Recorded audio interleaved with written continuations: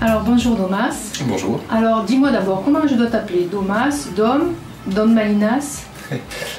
Domas. Domas, c'est mon nom d'auteur de bande dessinée. D'accord. Donc c'est très bien comme ça. La plupart des copains de l'atelier m'appellent Domas. Ok. Je voulais savoir déjà depuis combien de temps tu es membre de cet atelier et pourquoi tu as rejoint cet atelier de fait. Alors je suis rentré moi en 2003 à l'atelier. En 2004 j'ai eu une table, c'est-à-dire pendant un an je bossais avec les copains itinérants on va dire. Ouais. Après donc on m'a proposé d'intégrer l'atelier en 2003. Pourquoi? Parce que le hasard faisait que j'avais fait une petite exposition dans un bar juste à côté, au bar de la Plaine, sur une bande dessinée que je faisais avec des personnages sourds. Et Yann Valiani et Eric Stoffel, qui faisaient partie des membres fondateurs de l'atelier, avaient un personnage sourd dans leur bande dessinée. Et en voyant les planches dans le troquet, ils avaient dit que ça serait bien que l'auteur vienne leur donner des conseils pour juste la langue des signes, pas le dessin mais la langue des signes. Et donc je suis passé à l'atelier. Là en rentrant, j'ai rencontré Bruno que je connaissais déjà par les fanzines quelques années avant. Et puis voilà, comme on s'entendait bien et qu'il y avait une table, on m'a dit tiens si tu veux venir bosser de temps en temps. Et donc au bout d'un an, je suis rentré à l'atelier officiellement. D'accord. Ton parcours de dessinateur, comment t'en es venu à ça? Est-ce que tu as fait des études particulières? Est-ce que c'est autodidacte? Alors j'ai fait des études de mathématiques. Ok. Non, moi j'ai toujours, comme la plupart des dessinateurs, j'ai toujours dessiné. Et il y a un âge où à l'adolescence on arrête de dessiner ou on continue de dessiner. Si on continue, il y a beaucoup de chances qu'on devienne dessinateur. Donc moi j'ai fait des études de sciences et j'ai toujours fait des journaux lycéens, des journaux étudiants. Et quand mes études se sont arrêtées, je me suis dit que j'allais tenter ma chance dans le dessin. La chance que j'ai eue en fait, c'est que j'ai été embauché à l'époque, c'était en 97, dans une association qui cherchait un dessinateur pour illustrer la langue des signes justement. D'accord. Je reviens à la langue des signes. Et c'est là que j'ai fait mes premiers dessins professionnels, mes premières bandes dessinées, puis que je suis rentré dans le réseau des fanzines, puis l'atelier, etc. L'atelier, en fait, justement, quand je suis arrivé, j'avais un niveau de dessin qui n'était pas du tout professionnel, j'avais pas pris de cours de dessin ou quoi que ce soit, donc c'était il y a 20 ans. Et le fait de rencontrer des auteurs de l'atelier qui, eux, même si on avait le même âge, étaient beaucoup plus professionnels que moi, ils avaient fait du dessin animé, ils avaient fait des écoles de dessin éventuellement, c'est là que j'ai vraiment appris le métier de dessinateur. Avant, on peut dire que je faisais de la bande dessinée, mais j'étais pas dessinateur. J'étais incapable de dessiner une voiture, ou une perspective, ou une anatomie, ou ce genre de choses. Et tout ça, c'est à l'atelier qu'on m'a formé à ce genre de choses. D'où l'intérêt d'intégrer un collectif, quoi, de ne pas travailler seul dans son coin. C'est très formateur. Quoi, en fait. Alors c'est formateur, ça propose aussi des débouchés. Quand je suis arrivé à l'atelier, donc ça m'a permis d'apprendre à mieux dessiner, mais ça m'a aussi permis de rencontrer des gens qui étaient dans un réseau et éventuellement de me faire profiter de ce réseau. Par exemple avec Richard Di Martino, très rapidement, comme j'avais un dessin qui pouvait coller à peu près à ce que lui faisait et qui me donnait beaucoup de conseils, il a pu me demander de l'aider, de lui filer un coup de main sur des projets d'abord de commandes, jusqu'à ce qu'au fur et à mesure des années, on commence à se dire on va faire des projets ensemble, à dessiner un 4 mains par exemple, donc on a monté une collection jeunesse, on a fait des bandes dessinées ensemble. Au niveau formation et au niveau travail, le fait d'être dans un collectif, ça offre énormément d'opportunités. Bien sûr. Au niveau de ton inspiration, qu'est-ce que c'est qui t'inspire? L'actualité, des choses très personnelles, alors un petit peu de tout, on va dire. Moi je fais deux styles de bande dessinée, je fais de la jeunesse d'un côté et de l'autre côté je fais des romans graphiques. Les romans graphiques sont autobiographiques, donc je m'inspire de ce que je ressens et de ce que j'ai envie de transmettre de mes émotions aux gens pour cette partie-là. Comme les souvenirs de moments uniques, je me suis régalée avec ça. Ouais, souvenirs de moments uniques qui racontent des tas de rencontres que j'ai faites dans ma vie. Oui. Le syndrome du petit pois, ça raconte l'Alzheimer de ma mère. Donc tout ça, voilà, je sais jamais quand je vais faire une histoire. Là par exemple, ça fait 5 ans que j'ai pas sorti de nouveaux romans graphiques parce que je sais pas exactement ce que j'ai à dire de précis.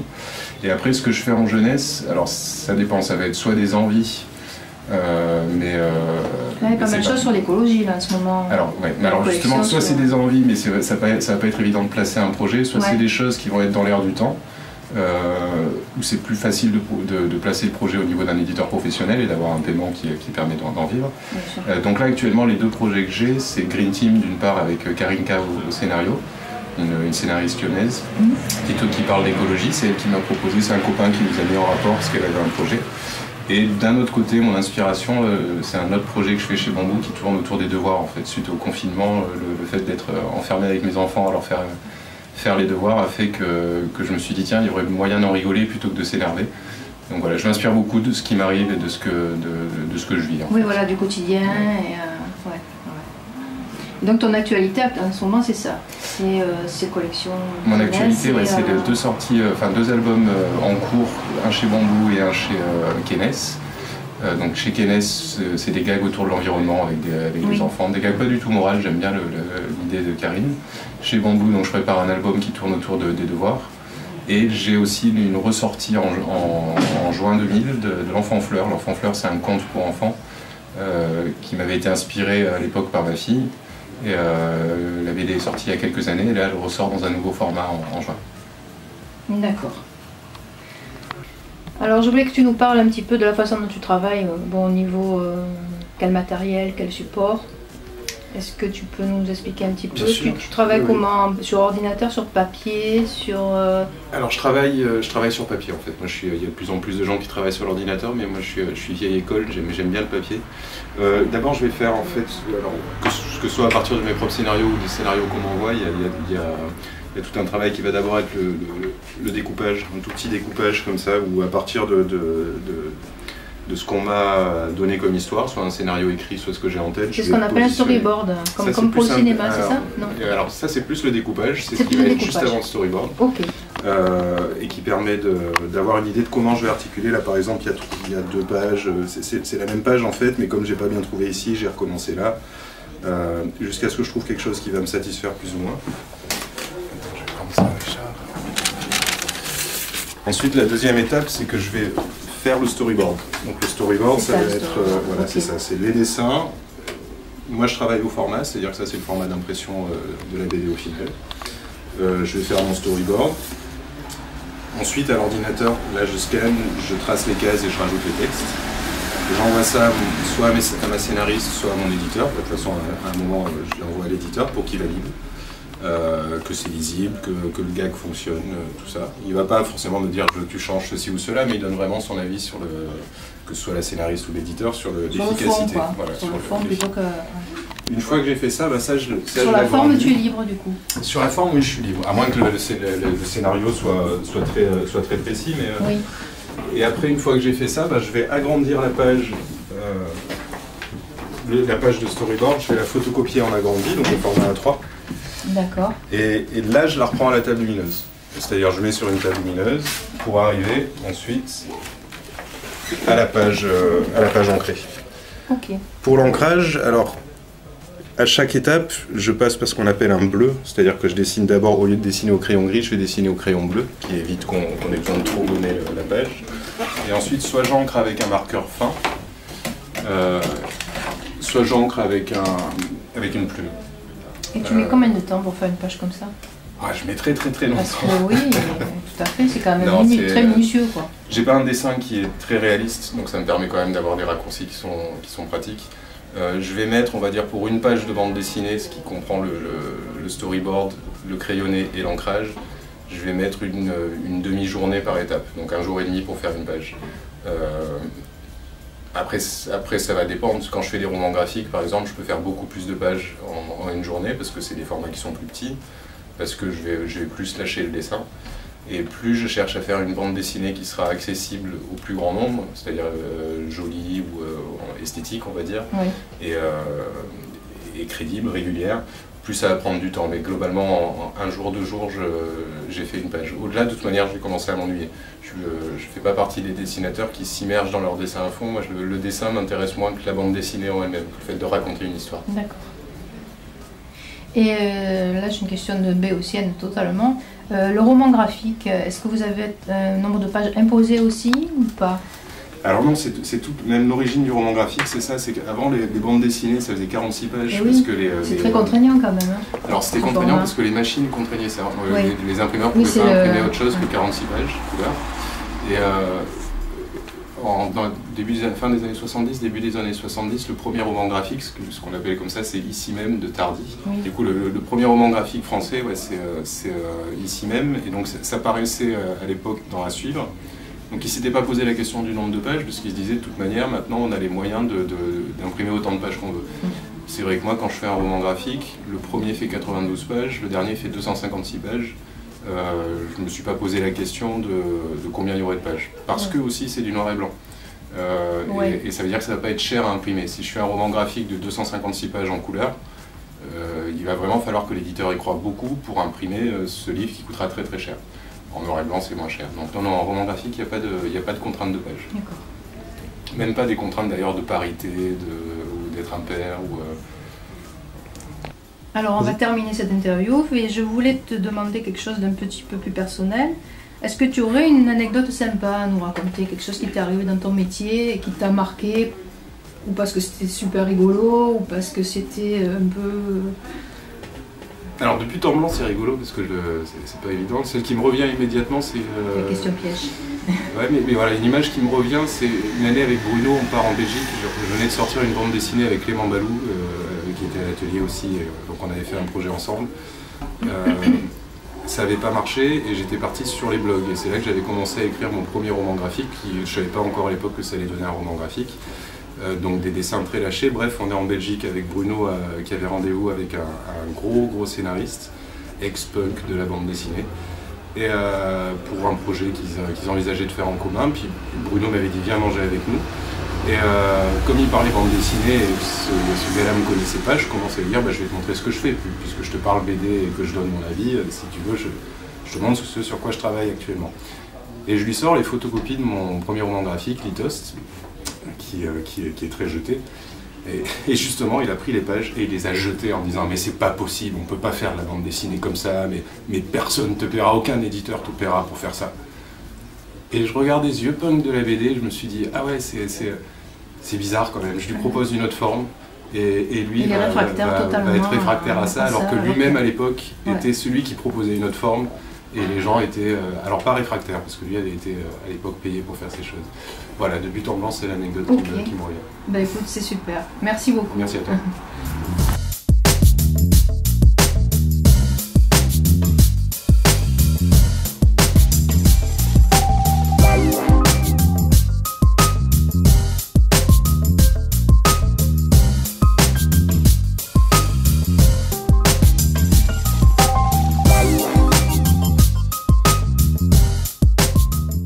Bonjour Richard. Je suis très contente de te rencontrer. Je sais que tu es à l'origine de la création du Zarm Atelier. Ouais. Voilà. Donc il y a 20 ans maintenant. Tout à fait, 20 ans pile poil cette année.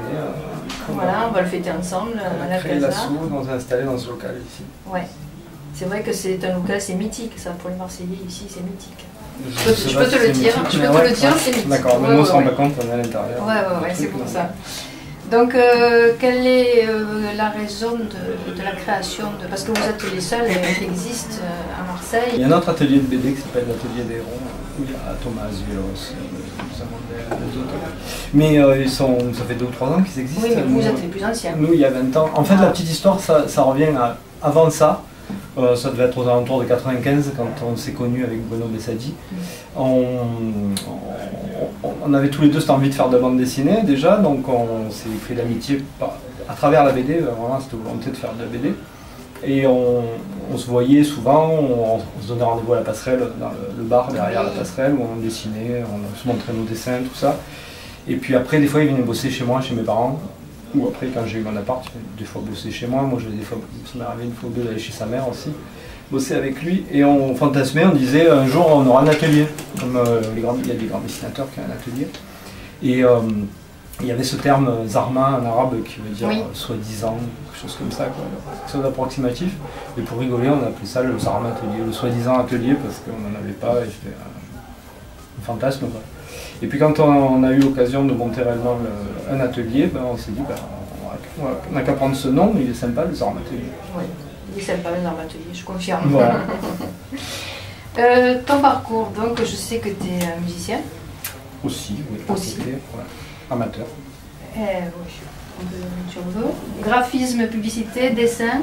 Est-ce que c'est ça ta formation? Je sors d'une formation de graphiste, une école de graphiste comme tant d'autres. J'ai essayé de travailler dans la pub quelques quelques années, ça me plaisait pas, je m'ennuyais, c'était pas ce que j'avais envie de faire. Moi je voulais vraiment faire de la BD depuis que j'étais tout petit.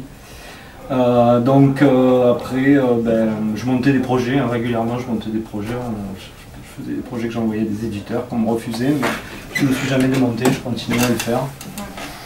Et puis toujours avec Bruno, parce qu'on a une histoire commune, on a eu l'opportunité d'intégrer un studio d'animation, enfin qui faisait de la pré-prod d'animation, qui faisait du storyboard, qui avait ouvert à Marseille, ça devait être en 98, 97, 98, voilà. Et là, pendant 3 ans, on a fait du storyboard, on s'est retrouvé à dessiner, c'était très proche de la BD finalement, hein, sauf que c'était pour lui dessin animé, mais à faire des petits personnages dans des cases. Donc c'est d'ailleurs pour ça qu'on a été embauché, parce qu'on avait cette particularité, on savait faire ça. On a dû apprendre juste les trucs techniques au storyboard, qu'on a appris très vite. Et après on a fait rentrer Momo, qui était déjà un pote à Bruno, Mohamed, donc, qui fait partie de l'atelier aussi.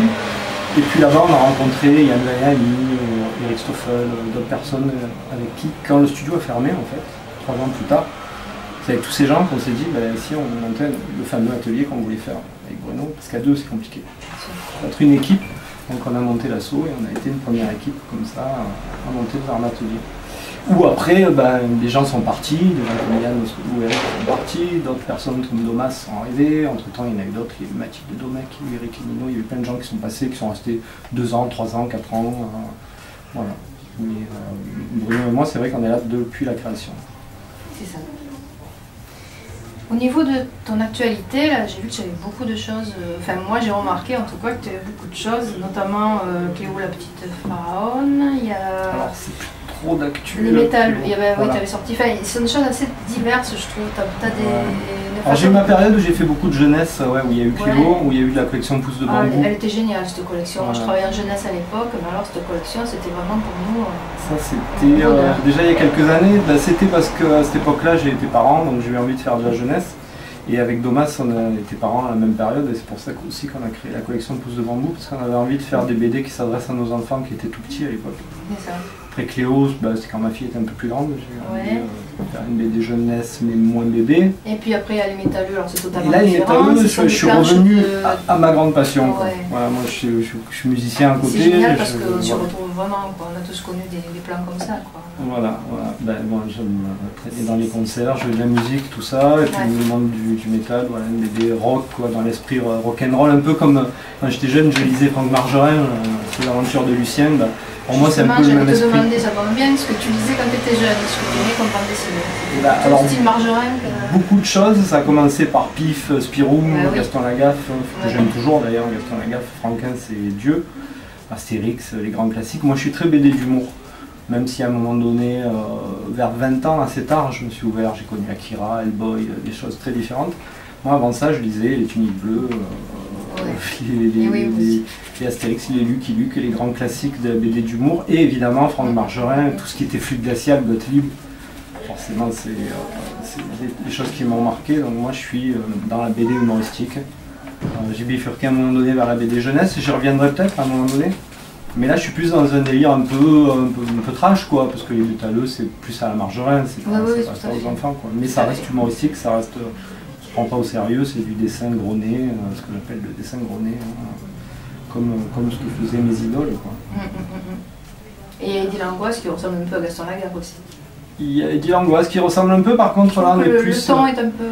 Ouais, on est plus sur un roman graphique, donc ça c'est la réédition. Il a été réédité justement. Qui est ressorti l'an dernier chez Snorbleu Édition, qui est un petit éditeur marseillais, parce qu'il était paru il y a 10 ans cet album chez Paquet, un éditeur suisse.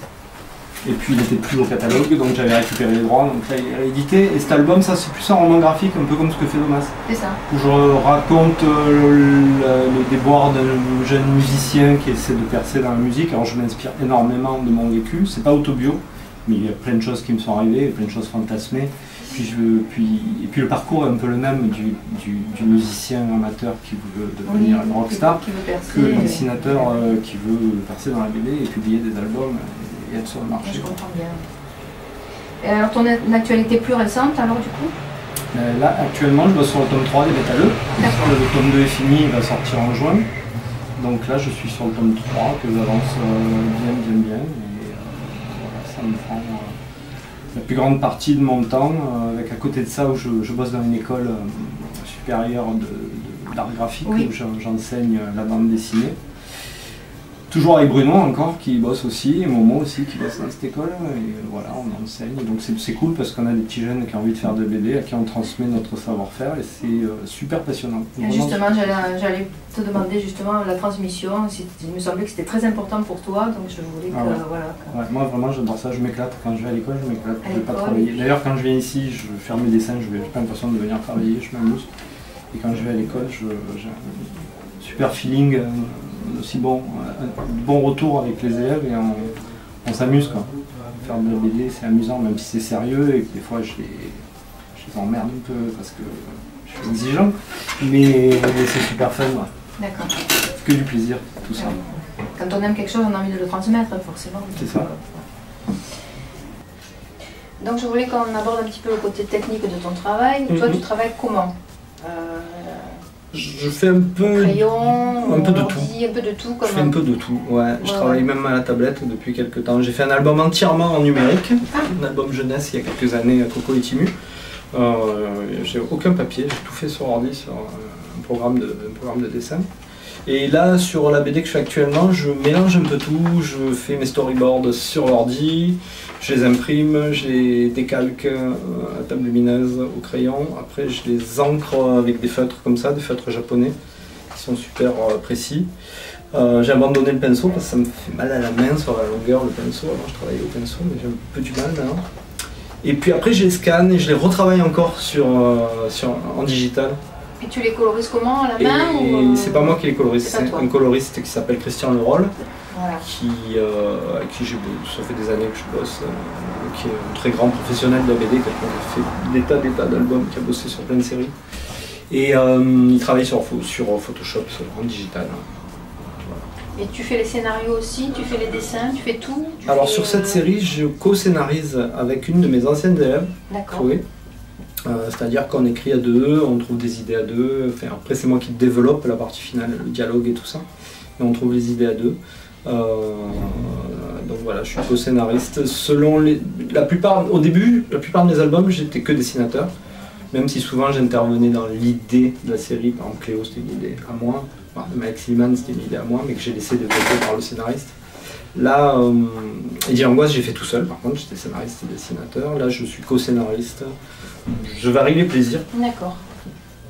Ben écoute, une dernière question. Je voulais savoir, par rapport à toi qui as été à l'origine du Zarm Atelier, qu'est-ce que tu penses du devenir du Zarm Atelier? Est-ce que tu penses, comment tu vois l'évolution, les jeunes qui arrivent, qui viennent à l'atelier, qui en repartent? Est-ce que la BD a de belles heures devant elle? Est-ce que les créateurs sont toujours aussi inspirés? Comment tu vois un peu ça, toi?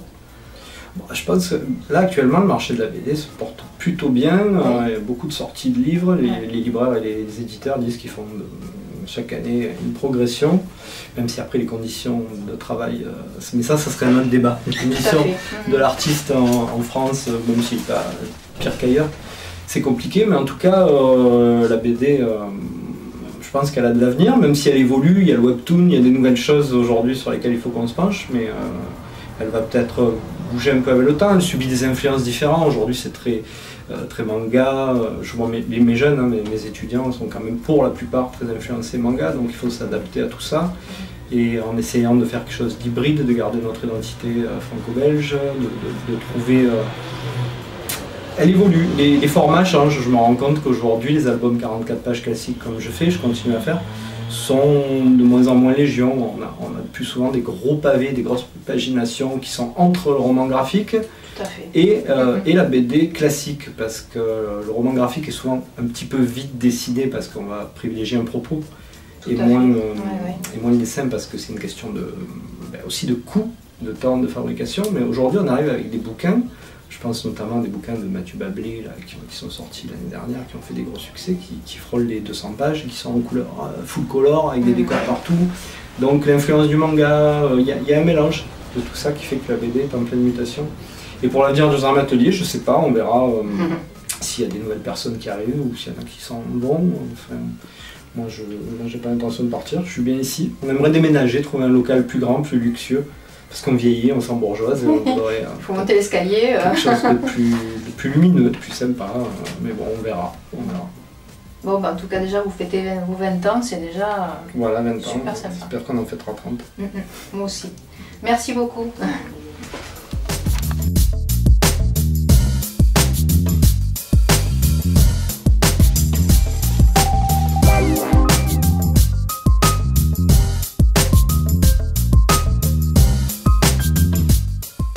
Bonjour Zoé. Coucou. Je suis très heureuse de te rencontrer. Oui, moi aussi. Tu es la dernière arrivée dans l'équipe? C'est ça, tout à fait. Je suis arrivée en août dernier. En août 2020. Oui. Ok. Et j'ai vu que tu as eu l'honneur de faire le calendrier de ton atelier des 20 ans. Oui, tout à fait, le calendrier au coquin. Un genre de jardin d'Éden, c'est ça en fait? C'est ça. C'est l'impression que tu as en arrivant ici, c'est ça? Non, c'était principalement pour les embêter, parce qu'ils détestent ça. Ok. Voilà. Surtout Bruno. D'accord. Qui me déteste dorénavant. À tout jamais. Oui, c'est fini, notre relation est brisée à tout jamais. Est-ce que tu peux me parler de ton parcours? Comment tu es arrivée à la bande dessinée? Est-ce que tu as fait des études pour ça? Est-ce que c'est un virage que tu as pris? J'ai toujours dessiné, évidemment, comme tous les enfants, on s'arrête pas de dessiner.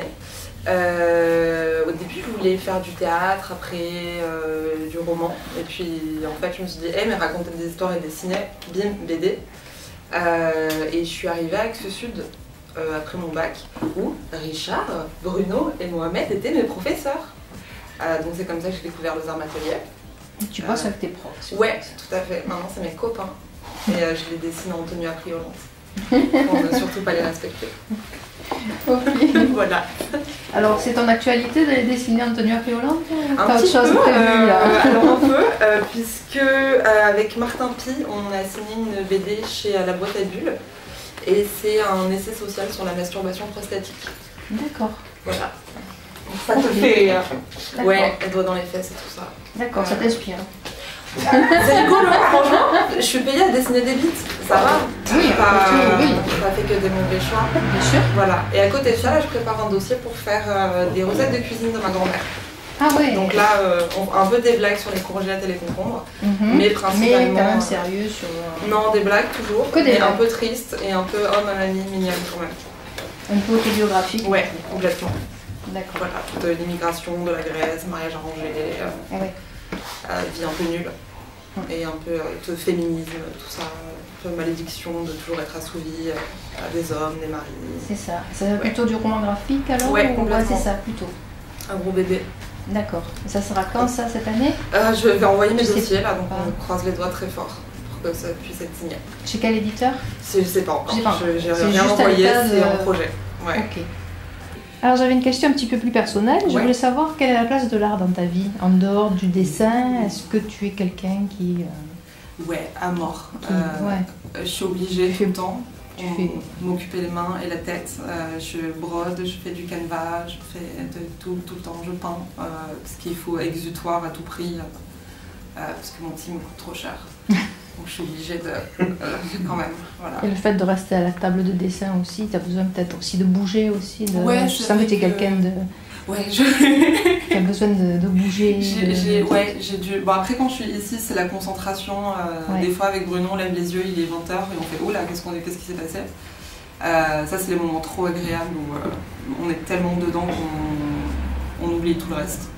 Mais c'est vrai qu'à la maison, j'aime bien faire de la BD que ici. Que ce soit mon endroit vraiment de travail. Couper ouais, c'est ça. les activités. Ouais, parce qu'en plus, nous, dans nos boulots, on passe notre temps à bosser, sinon en fait, on s'arrête pas. On est tout le temps en train d'y réfléchir. Et donc à la maison, c'est vrai que c'est le truc plus cool où je peins, où je fais des trucs avec mes petits doigts. Justement, au niveau technique, tu travailles comment, toi? Je suis à l'iPad principalement. Ouais, je me doutais. Ouais, je suis en digital. Je me doutais. Voilà. Mais après, j'ai toujours tous mes petits carnets, tous mes... Tu fais des croquis dans la rue, tu fais des choses comme ça beaucoup. Aussi, beaucoup? On fait beaucoup de cours de nu aussi. D'accord. Du modèle vivant. Puis dès que il m'arrive quelque chose, de toute façon, je le dessine. Donc j'ai tous mes carnets tout le temps. Voilà. C'est ça ton influence, donc c'est aussi bien la vie courante que l'actualité, que tout ça. Surtout. Je n'arrive pas du tout à faire de fiction. Je sais pas pourquoi, ça viendra peut-être un jour. Peut-être, oui. Ouais, mais pour l'instant c'est vraiment... Alors en fait, dans ma vie, voilà qu'est-ce qui m'est arrivé, parce que je dessine que ce que je connais, donc c'est moi principalement. Voilà. Oui, la vie de l'atelier. Et puis on évolue aussi avec l'âge, on change et c'est ça. Ouais. Bah oui, je suis encore un bébé. C'est l'intérêt de la chose, hein, c'est qu'on évolue et dans le dessin vous pouvez exprimer autre chose à mesure, suivant l'âge, donc c'est ça qui est super intéressant aussi. C'est sûr. Transmettre autre chose quoi. Ouais, bien sûr, mais je sais de toute façon les grandes étapes, je sais que quand je vais fabriquer des petits trucs qui pleurent, je vais faire, alors en fait il m'a saoulée parce que, oh non, j'ai des vergetures maintenant. Ah oui, ça va arriver, mais ça va être marrant. Et oui. Toi, tu es la génération manga. Ouais. Est-ce que tu as commencé comme ça, par dessiner des mangas? Oui, bien sûr. Je lisais que ça quand j'avais 8-10 ans. J'ai lu que ça jusqu'à assez tard, jusqu'à 15-16 ans. Bon, avec des romans aussi. De toute façon, je lisais en boucle Harry Potter, tout un comme ça. Bien sûr, je dessinais des soubrettes, à non plus finir. Et oui. Je ne voyais pas le problème du sexisme, de la misogynie, de l'objectification. Mais non, c'était marrant, c'était formateur. Puis j'ai mon grand frère aussi, donc on achetait tout en commun et on bouffait des mangas. Ça, merci papa, maman de jamais avoir dit non pour nous acheter des livres. Parce qu'on a pu en bouffer des dizaines et des dizaines et des centaines, et je ne sais même pas combien. Donc c'était des bonnes sources d'inspiration, puis c'est aussi très qualitatif. Toujours, oui, parce qu'on commence par recopier et puis après c'est déjà pour se faire la main, quoi, je suppose, et puis après on commence à créer. Mais je pense que j'en ai gardé un peu de l'humour et des expressions de dessin. C'est resté. Oui, je pense que ça reste la base de Tu peux nous montrer un peu quelque chose que tu... Oui, bien sûr. Alors, est-ce que tu t'es servi de tous ces croquis-là pour... Ouais, ça c'est copain à la mer l'été, nouveau crayon de couleur, donc vite. Ça c'est du croquis que tu as fait sur place, c'est ça? Ouais, tout à fait. Ça c'est des recherches pour un petit bouquin que j'ai fait pour un aquarium qui va être construit à Béziers, pour le promouvoir sur la mythologie grecque. Oh, ça c'est des nus, oui. Tout à fait. Des nus toujours. Toujours des nus. Ça c'était Linktober, ce défi où tous les mois d'octobre, pendant chaque jour, on fait un petit dessin ou une BD. Et on trouve ça où? Sur Instagram. D'accord. Surtout. Moi j'ai choisi. Ouais, carrément. Moi j'ai choisi une liste parallèle cette année parce que la principale ne m'intéressait pas forcément. Et évidemment, c'était le thème, c'était moi, quoi. Chaque fois les questions, c'était ben voilà. Tu dessines très bien les croissants. Ouais, merci beaucoup. Je suis très contente. Et je vois que tu as toutes les techniques. Hein. Oui, les carnets, sympa ça. Les carnets, c'est toujours c'est le terrain de jeu, de toute façon. Donc il n'y a pas de... On s'en fout. C'est moche, c'est pas grave. Là c'est Momo, là c'est Bruno. Et on était un peu sous. Voilà, comme d'habitude. Ça c'est chez mon psy. Ok. Voilà, toujours... Ça c'est quand Valentine m'a mis un coup de poing dans le ventre pour me déclencher mes règles. C'était pas gentil de sa part. Voilà, toujours chez le psy, des petites choses, des petits trucs à droite à gauche, les copains. Des visages, Voilà. Ok. Voilà, toujours exprimer ses sentiments. Je suis triste. Ouin ouin, ouin ouin, ouin ouin, ouin ouin. Le carrelage de l'atelier. Le carrelage de l'atelier qui me fascine au plus haut point.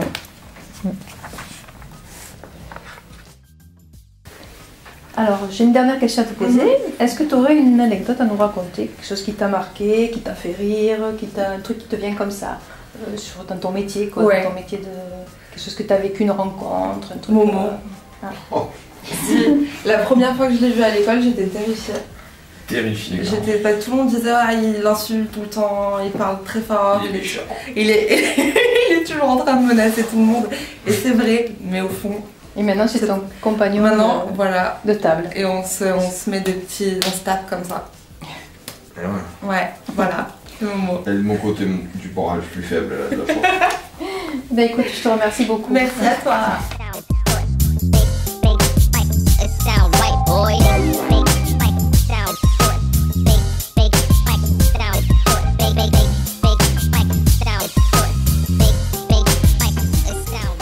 Didier. Salut.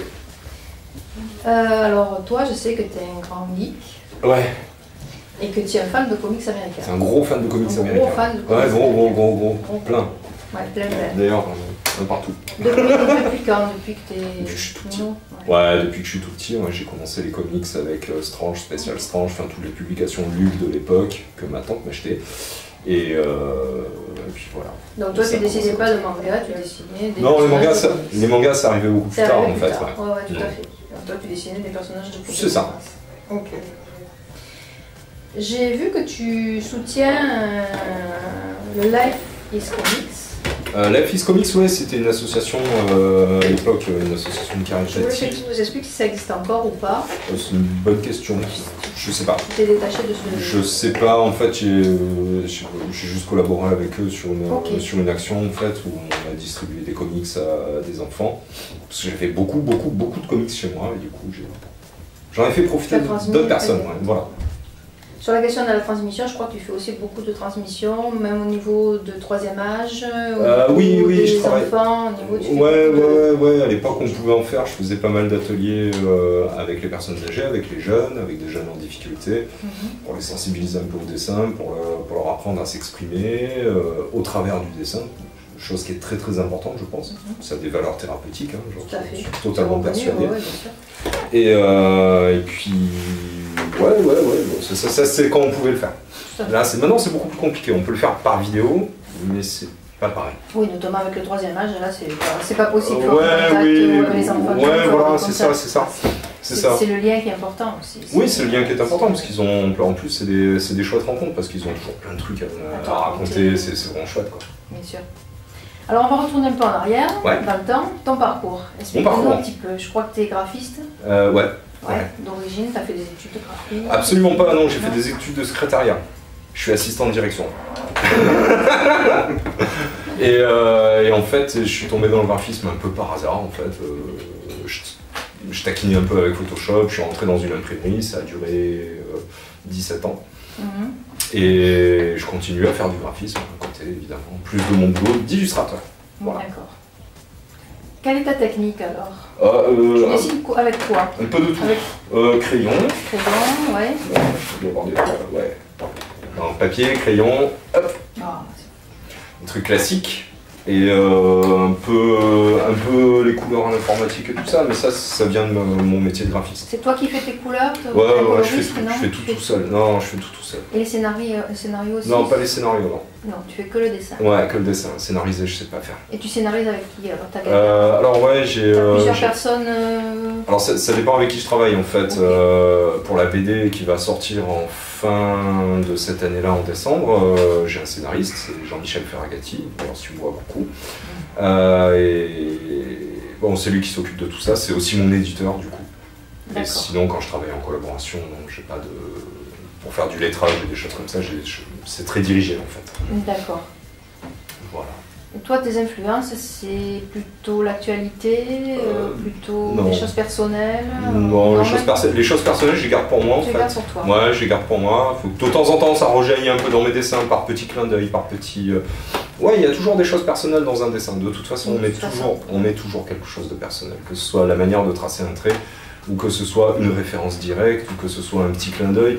Et on a tous, même des choses dans nos pages et dans nos illustrations, que nous seuls comprenons. Et c'est marrant. C'est ça. C'est assez marrant de faire des petits... C'est un langage un peu codé, mais... C'est ça, et des fois il y a des gens qui disent « Ah mais tiens, tu as fait référence à ça, tu as fait référence à ça. » Ouais, c'est ça. Voilà. Ton actualité, qu'est-ce que tu prépares Alors, décembre 2021, j'ai une bande dessinée qui sort chez Centaur Chronicles. Voilà. Donc ça, j'en parlerai un petit peu plus, mais quand ce sera... en parler maintenant.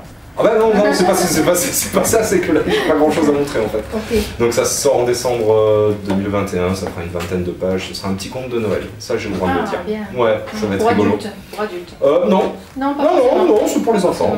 C'est pour les enfants. Trash, ça va pas être... Non, je mettrai quelques petites choses cachées, mais voilà. Mais voilà. Oui. Non, ce sera pas trash. Ok.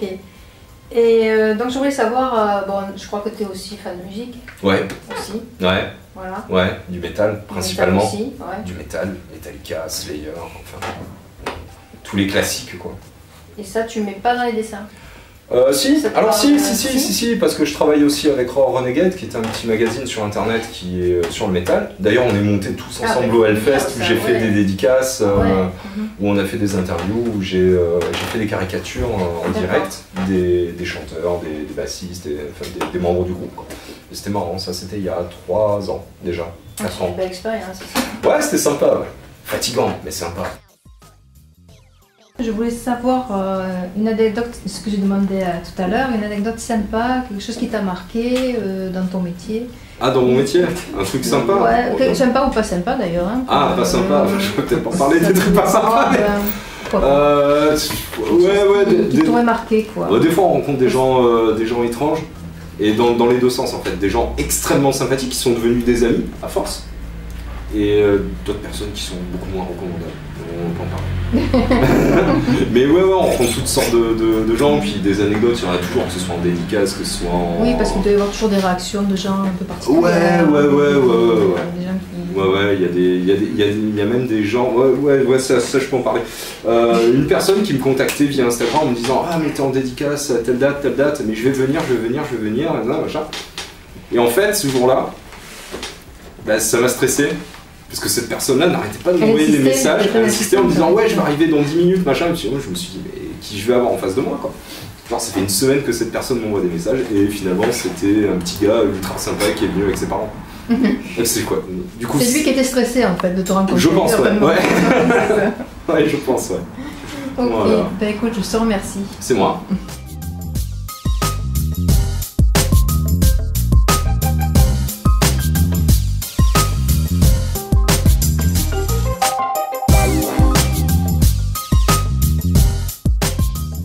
Bonjour Bruno. Bonjour. Alors dis-moi, tu es aussi à l'origine du collectif Armes Atelier. Ouais. Voilà, on en a parlé tout à l'heure déjà. Et je voulais savoir dans quelles circonstances tu es arrivé à cet atelier avec Richard Di Martino. Comment tu t'es... Donc si vous me posez la question, ça veut dire que Richard n'a pas répondu, c'est ça? Si, j'ai déjà répondu, mais ils vont confronter. On va confronter les versions. Les versions, pour savoir qui c'est qui dit la vérité. La vérité. Comment en fait j'ai rencontré Richard, c'était en 95 je crois, que je connaissais un petit peu par rapport à la musique, parce qu'à l'époque il était dans un groupe de death metal à Marseille. Et du coup, vu qu'on était tous les deux fans de BD, on a accroché, quoi, on va dire. Et c'est suite en fait à un voyage qu'on a fait à Bruxelles pendant l'été, et on s'est arrêté à Reims au 510 TTC, qui est un atelier de BD. Et du coup, ça nous a donné envie d'avoir le projet de faire la même chose à Marseille, quoi. Ça, on ne me l'avait pas dit. C'est bien, au moins il y a des infos supplémentaires. Du coup, on a créé l'association Armes Atelier d'abord, avec Richard. Et des fois on se réunissait dans la maison de ses parents pour bosser ensemble, quoi. Donc on avait déjà créé l'entité Armes Atelier, mais on n'avait pas encore le local des Armes Atelier. Et du coup ça allait bien avec le nom, Zarma, qui vient de l'arabe et qui veut dire le soi-disant. Donc du coup on avait un soi-disant atelier virtuel, on va dire. Et donc voilà, et après quand on a rencontré Eric Stoffel et qu'on a eu l'opportunité de s'installer dans ce local, on y est allé. Tout simplement. D'accord. Et ton parcours professionnel, je sais que tu as fait du dessin animé. J'ai un petit peu bossé dans le dessin animé, après presque comme tout le monde, j'ai envie de dire. À une période, oui. Mais ouais, en fait on a eu la chance de rencontrer une personne qui s'appelle Thierry Marciano, qui à l'époque avait eu la folle idée de créer un studio de pré-production de dessins animés à Marseille. Et vu qu'il cherchait des dessinateurs, donc du coup on avait eu l'annonce. Et on avait bossé là-dedans avec, justement avec Richard, Mohamed Labidi et d'autres gars qui étaient avant à l'atelier. Ça n'existe plus. Non, le gars, ça a périclité. Comme beaucoup de choses, ouais. C'était une chouette expérience, c'était bien. Oui, j'imagine, ouais. Tu fais plus du coup ce genre de choses? J'ai bossé dans le dessin animé en 2008. Ouais. Et après, j'ai plus bossé dans le dessin animé. Après, si l'opportunité se présente, peut-être que je dirais peut-être pas non, quoi. Mais Mais là. Là, tu te consacres au dessin et, ouais, la BD, et à la BD. Ouais. Sinon, c'est ce que je préfère faire, la BD. Quoi. Après, si le dessin animé se présente à moi et que le projet est intéressant, pourquoi pas. Quoi. Dans la BD, tu fais les dessins, les scénarios, qu'est-ce que tu... Alors, moi, là, je sors d'une BD chez Glénat, avec Aurélien Ducoudray au scénario. Et là, je viens de signer un projet chez Draco, les éditions Draco, où je serai aussi scénariste. Donc, dessinateur et scénariste. Donc, tu as les deux casquettes, tu fais les deux... Ouais, ça y est, ouais. Enfin. Ok. Pourquoi enfin? Enfin, parce que ça fait 20 ans que je fais de la BD et que... Au bout de 20 ans, je fais enfin une BD où je suis le scénariste. D'accord. Donc c'est pour ça que le enfin. Ok. Alors ton actualité, explique-nous un petit peu où tu en es, ce que tu... Alors l'actualité, ça sera le tome 2 de Amazing Grace, qui doit sortir... c'est chez Glénat ça? Ouais, chez Glénat, qui doit sortir en fin août ou début septembre. Donc ça c'est l'actualité la plus proche, et mon autre actualité donc c'est mon projet là chez Draco. D'accord. Quelle était ta BD préférée quand tu étais ado? Qu'est-ce que tu aimais? Franco-belge? Alors j'ai toujours aimé le comics aussi de super-héros. Donc on va dire que, mais après j'ai aussi la chance de lire aussi du franco-belge. Donc une des BD qui m'a le plus marqué là, comme ça, c'est Sourier de Brian Bolan et de Alan Moore. C'est une histoire de Batman avec le Joker. D'ailleurs, tu peux filmer si tu veux, Richard, il est là quoi. Le Joker de Alan Moore, de Brian Bolan. Et après en franco-belge, je dirais que c'est les Torgal. Oui. Et après, il y avait une autre série qui s'appelle Aqua Blue de Olivier Vatine. Là, c'était vraiment au moment où je réponds à cette question, c'est celle qui me vient en tête. Aqua Blue, c'est science-fiction plutôt. Ouais, c'est science-fiction. Ça, il me semblait. Mais à notre époque, c'était un des rares dessinateurs franco-belges qui avait les mêmes influences que nous. C'est-à-dire, il faisait du franco-belge, mais on voyait qu'il avait lu Akira, on voyait qu'il aimait le comics. Donc, du coup, pour nous, c'était vraiment un dessinateur très inspirant, quoi, Olivier Vatine. Et après, donc la transmission, pour toi, c'est vachement important, c'est quelque chose qui a beaucoup de... Avec Richard, encore, on a eu la chance aussi d'aller à l'époque à La Passerelle, c'était une librairie emblématique de Marseille, où il y avait des ateliers BD. Donc on a eu la chance d'avoir des petits conseils de professionnels de la BD, notamment il y avait Jean-Louis Maurier, il y avait Herlé, je ne me rappelle plus qui d'autre. Donc du coup, de cette expérience-là, on est assez reconnaissant. Et on a eu l'opportunité aussi de remplacer les profs de BD dans cet atelier, donc c'est nous qui nous donnions des cours. Et après, quand tout ça a périclité, ici même aux Arts Ateliers, on donnait aussi des cours de BD. Parce qu'on a aussi beaucoup à arpenter les festivals de BD aussi avec Richard pour avoir des conseils. Et c'est vrai que quand on veut faire la BD, la meilleure façon, c'est d'abord de faire la BD, mais aussi de montrer ces BD à des professionnels pour avoir des avis constructifs et pour progresser, quoi. Donc du coup, c'est vrai qu'on aime bien donner des conseils, quoi. On aime bien donner des conseils, c'est-à-dire qu'on aime bien donner des conseils aux gens qui nous en demandent. On n'est pas là à recourir, à vouloir prêcher la bonne parole, tu vois ce que je veux dire. Mais c'est vrai que même le lieu ici, on reçoit beaucoup de stagiaires, on est toujours ouvert. C'est un peu un métier solitaire aussi, donc le fait de transmettre et puis d'être en collectif, ça peut... Voilà, alors nous déjà le côté solitaire, on l'a désamorcé en créant le lieu. Collectif, mais après c'est vrai que on est assez à l'écoute justement pour aider pour conseiller les jeunes, pour les aider à progresser ou pour leur dire d'arrêter parce que non, c'est parce que c'est aussi une activité qui est un petit peu précaire, tout ça, qu'il n'y a pas que des étoiles et des bons moments, quoi. Bien sûr. Mais donc c'est aussi pour les mettre un petit peu en garde sur tout ça. Pour terminer, est-ce que tu veux bien nous montrer une planche là de ce que tu es en train de dessiner? Alors ça c'est une planche de Amazing Grace tome 2. Alors je sais pas pourquoi j'avais marqué langage de dissection, mais je vais le cacher. Donc ça c'est vraiment la page 1 du tome 2 de Amazing Grace. D'accord. Qui est une planche assez bucolique, n'est-ce pas? Tout à fait. Avec des petits lapins qui se font quand même attraper en case 2. Oui, on suppose que ça va... Donc vont-ils mal finir? On ne sait pas. Ouais, on ne sait pas. On sait pas. Il faut leur lire la BD. Eh ben, je te remercie beaucoup de nous avoir consacré un petit moment. Le plaisir est pour moi.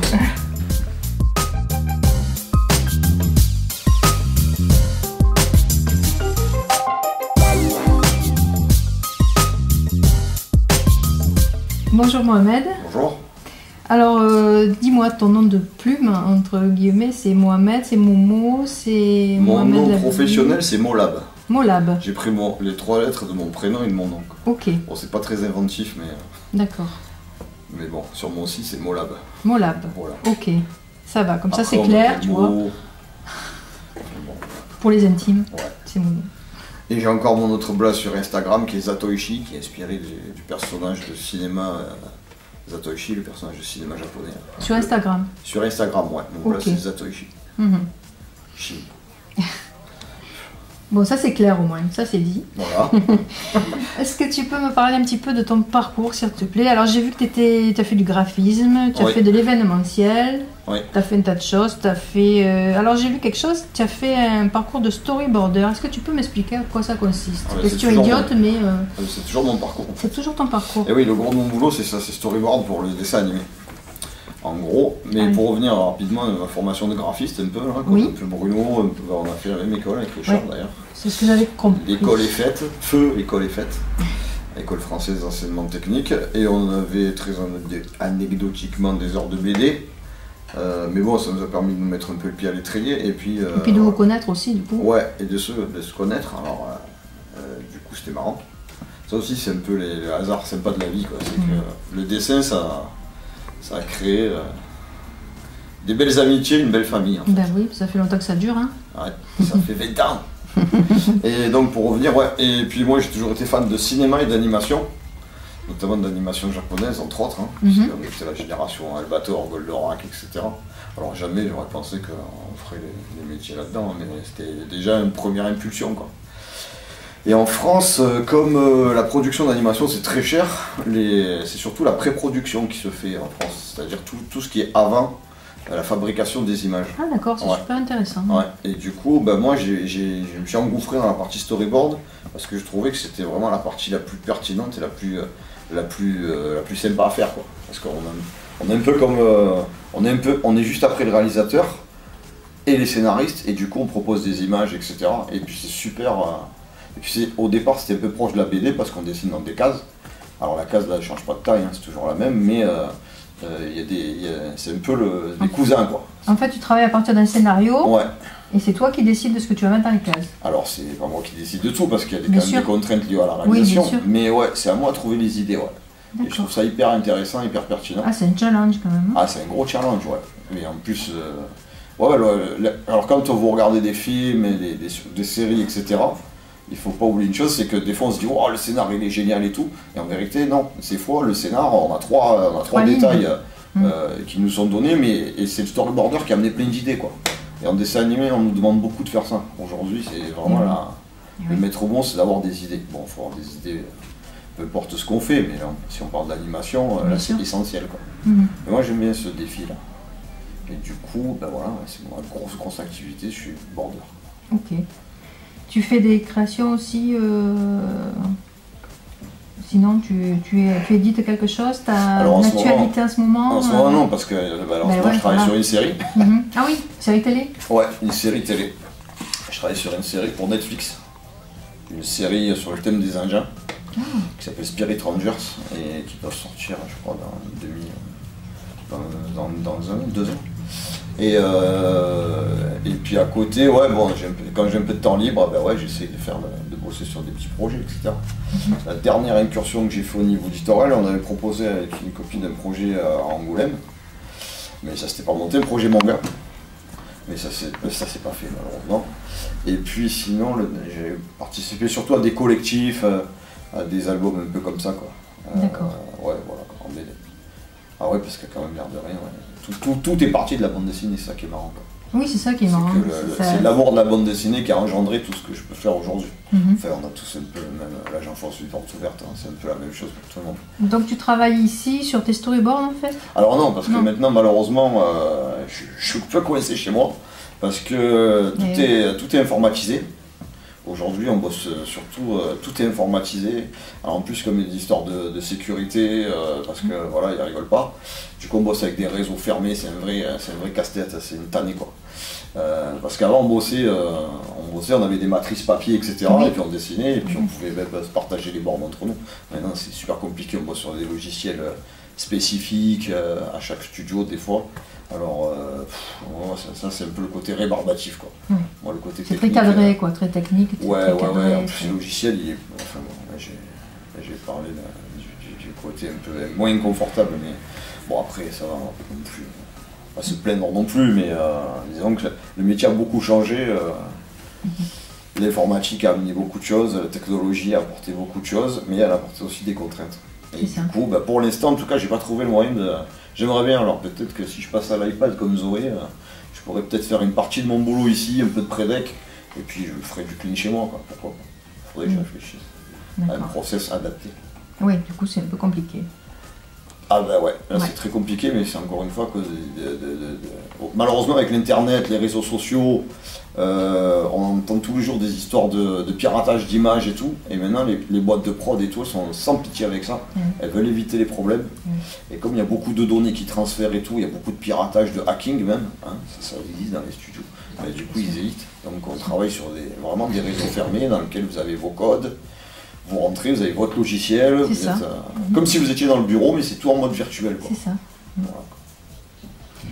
Alors je vois que tu as un carnet ouvert là sur la table. Est-ce qu'on peut regarder un peu tes créations là? Ouais, bah, c'est des petites recherches de perso. Recherches. Ouais, parce que voilà, quand j'ai un peu de temps libre, là, je réfléchis à des projets perso un peu là. Alors là, ces derniers temps, là, je suis sur des idées là qui me travaillent un peu là.